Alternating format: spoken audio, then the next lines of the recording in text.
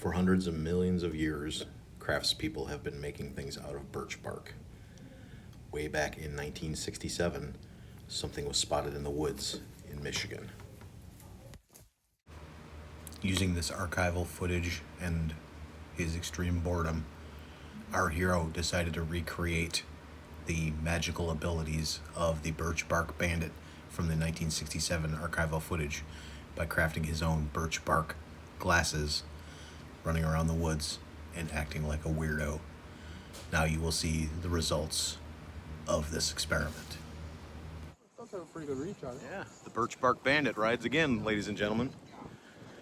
Had to get the stupid selfie shot in, right? When you're out camping, what kind of stupid shit do you like to do? You could do arts and crafts and take a piece of birch bark and make yourself into a supervillain called the Birch Bark Bandit. The magical properties of birch bark gave this weirdo the ability to hide behind any birch tree, no matter how small and no matter how big he was. It was pretty fantastic.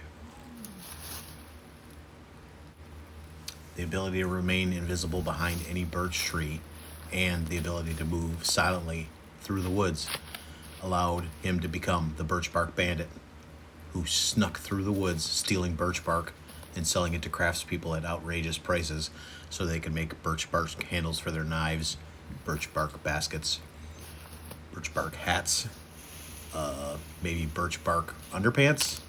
Still a little bit unclear about what all these people use all the birch bark for. I think maybe you could build a boat out of it, like a canoe or something. That seems vaguely familiar. Anyhow, look at how invisible this guy is. It's amazing. If you compare the 1967 footage, you'll see he had completely become the Birch Bark Bandit. Then he was off to the craft show with his ill-gotten booty.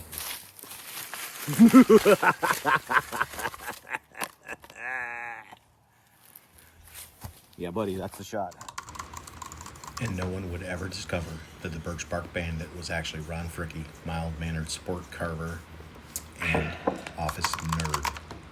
Wait, are other people going to see this? Is this going to be on YouTube? Oh, shit.